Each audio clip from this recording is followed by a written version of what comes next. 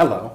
Welcome to Release Your Wings. I'm Dan Bagley, and once again, I'm interviewing Shireen Chadha. Hi, Shireen. Hi, Dan. How are you this week? Very well, thank you. Good. I'm happy to hear that. Now, Shireen and I will be discussing a question that may interest you.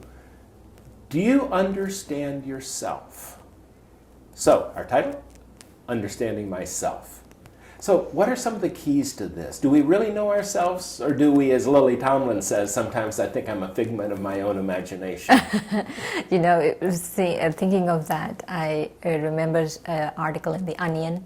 Recently I was reading, and this guy it was just really had a lot of issues. It was very dysfunctional. And of course, I mean, you know, it's a caricature. And he was saying, when I'm myself, no one seems to like me, because he was playing out his issues. And to answer your question, yes, it's possible to understand yourself. Okay. And understanding myself is not this, you know, temporal, whatever is going, or temporary things that are going on in my life, but the eternal, still, stable self. Got it. So we're not talking about the waves on the surface, we're talking about what the ocean of self is, way down deep. Right. That inside I am a pure, peaceful, loving being. And to understand that, and each of us expresses our divine qualities differently, and to understand that is easy, actually. Good, because sometimes when we're stuck in traffic or when things aren't going well, sometimes we forget who we really are. Right. And I think probably your strong suit is you dedicate your life to getting down to what's real and what's important. Right. You know, you don't have to dedicate. I'm not saying everyone should be sitting in a white sari and doing this. Oh, thank you. Especially you, Dan. Yeah. You're exempt. No, I mean, even otherwise, I'm not saying everyone who's dedicated is sitting in a white sari, but I'm implying that you don't really need a lot of time to understand yourself. But understanding myself, for me lately, is much more important than even understanding God. Because I feel understanding myself helps me understand God. So the first step really is understanding myself. Got it. So this understanding yourself sort of is like previous to a bigger picture. Yes, a bigger picture, and also it like leads to happiness. It leads to that stillness, that stability, that peace that we're all really looking for. Good. So now I want to know, what are some of the strategies that you personally use to get to that true core of who you are? A few things. Yeah. The first thing for me is faith. The first faith really that I really had to have is that I'm a soul. Yes. I'm a being that is in this human body, and I'm having a human experience, but I'm a spiritual being. That's nice. And that's the first faith. And then the second faith is that as a spiritual being, my core is goodness. And that implies everyone, even the worst people in the world right now, is the core is goodness. Whatever is playing out is not actually who they are. The core of all of us is love, is peace, is purity, is bliss, is knowledge, is wisdom. All of that is within us. And that faith actually, also that's just the basic faith, but also the faith that my life is good. You know, I am special. My life is special. And that kind of faith really leads to victory. That kind of faith leads to stability. Now let me do a clarification here, because the rejoinder to that is, my life is special. I am special, just like everyone else is special. Yes. Not more special. More special, yes. There should be a vision of equality for everyone. That's another thing, is while doing special things in life, while being special, that is your specialty. To see people in that vision of equality is one of my specialities, or that's how I set myself into a stage of meditation many times. And also everything is going fine. You know, things are really fine. I especially lately, I've been thinking that a lot. To really understand yourself, it shouldn't be that you're thinking, oh, if this happens, my life will be better. If I get that, my life will be better. This is as good as it gets. Yeah. And I don't mean to just settle for whatever is happening, but not to look for something in the future or feel guilty about the past, but to really enjoy the moment, enjoy the present. I think this is extremely important, because otherwise we put our lives on hold. We say, I will be happy when I graduate, but Right. not until then. Or I'll be happy when I have kids or a good job or whatever. Yeah, the thing or is. lately I hear a lot of people who are trying to get their permanent resident status in the United States. So my life will change if I become a permanent resident, or my whatever it is. Right. That this is fine. Whatever is happening is great. And Well, that is a bigger step than most people can take. Most of us at a low mood can take. Everybody, I believe, maybe not you, Shireen, but everybody sometimes steps off the sidewalk and twists, metaphorically, an ankle.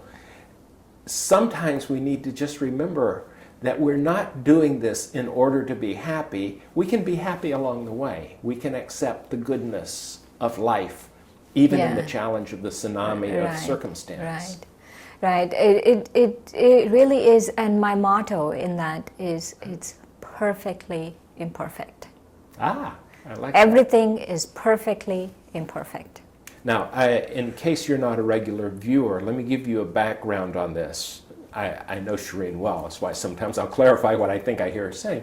But she has just gone through a pretty big cancer situation and is doing well.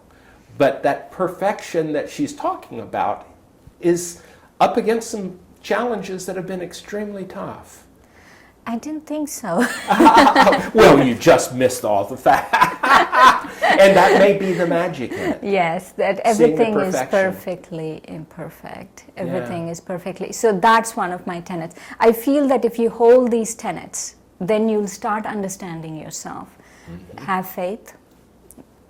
Everything is perfectly imperfect. And the other thing, which is very important, is don't have a feeling of entitlement. Nice. If you want something, work for it and you'll receive it. Got it. I like that a lot. And I feel in our culture, it is a culture of entitlement. I agree. Just because I am, it's due to me. So let's say if I want to experience, if I have faith, I am peace. And if I want to experience, I am peace, then I have to do some things to experience that peace. And the other thing I really need to experience that peace or that love or that bliss or whatever it is patience. Patience with the current situation. Patience with myself, patience with my nature, my habits, all of those things. I really need to have patience. And to really have patience, we need wisdom. And I feel that wisdom comes from that knowledge, from really meditating. You really gain that patience and that wisdom from that. Those are the few things, and a few others too. Well, for a visual, I know from knowing you for some number of years now, the BKs have a sense of being a point of light like right there. Would you elaborate a bit? Because I think that's an important knowing myself piece. Our understanding is that we are spiritual beings. And as spiritual beings, we don't have a dimension. You can't say love, right? It's spiritual. You can't say love is 2 feet wide and 3 feet deep. So we are spiritual beings of light. So we represent ourselves as points of light because light denotes that wisdom, that spark of living consciousness. Because we are living consciousness, we say we are points of light. Because we are spiritual beings, so we don't have a dimension. The body has a dimension. You can say, 5 feet, whatever, 2 inches, all of those things. But as spiritual beings, so that is one of the things. And also there are a few other things about the soul that we really stress. That I am a point of light, and my location is right here, behind the eyes, at the base of the brain. And also there are 3 things that we talk about a lot. Is I am immortal, I'm imperishable, and I'm eternal. That means that there is no death, that I'm never born and I'd never die. And my experiences, I'm imperishable means my life experiences, no one can take them away from me. And I'm eternal means that my body has Shelf an life. age, but me, the soul, is eternal through time. I don't have an age. It's eternal. In time sense, I'm eternal. So that provides a true level of equanimity as you're facing physical death at this point. Yeah, or any kind of physical changes that happen, Right. or anything that until and unless you really let it affect you, it shouldn't affect you, because you're beyond that. You're eternal being. You're imperishable. That means all your experiences, all your beautiful love and peace and everything are imperishable. No one can take them away from you. If you're not experiencing it, you're giving them away. Right. Or you're expecting something that to come to you, but you have to, put a little bit of effort to be able to really experience them. And I suspect that the meditation is part of this Yes. experiencing. Yes, meditation is part of the experience, and some of these things I feel that really trip us up is one thing that I've noticed is everything happens to everyone in life. If it's everyone, no one's, thinking Right. it's everyone, no one's life is really perfect. If it's not showing in their life, that means that they're not letting life's experiences Come through. make them bitter. And so you should really have that also as a tenet, is don't let life's experiences make you bitter. And so not only you as a being of light to understand yourself that way, but also to have these tenets around you, so that those, I think, are like the steps, like the ladder to really understanding yourself. So that faith that this is part of the human condition I'm experiencing, which might be getting a cold or what have you, but not getting bitter means you don't fall into self-pity. Yes, especially in relationships with people, Yeah. whatever is happening in your job, it doesn't matter, really, it's perfectly imperfect. So within that, as we're dealing to who we really are, and we have a boss that's not easy to get along with, how do we handle that? Don't look at his defects. I like that, because that falls into another thing we've discussed, is that you tend to see what you're looking for. Not only that, if you are spinning someone's defects, then you can be rest assured they're spinning yours. So if you don't want someone to be looking at yours, don't look at theirs.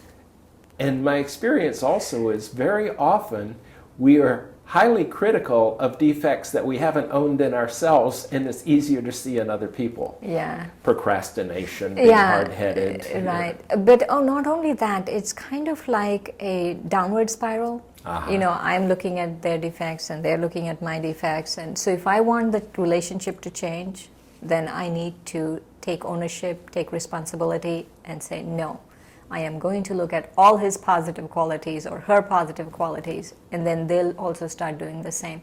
Those kind of good wishes really help in changing relationships. I like that. So part of knowing yourself, understanding ourselves, is also to do that for ourselves. Look for the good in there, because it is in there as the core basis of who we are from the beginning. Right. So, in less than a minute, is there one final thought that you'd like to share in knowing ourselves? That we are fortunate. I'm a fortunate being, and to discover that wealth of fortune that is inside me. That's something I feel each of us really are fortunate. So that's a nice thing to start off the day saying, thank you for this life, thank you that I am fortunate. Good, because if we expect to find it, most likely it'll be easier to find. Thank you, Shereen. Thank you, Dan. And thank you for joining us. Goodbye.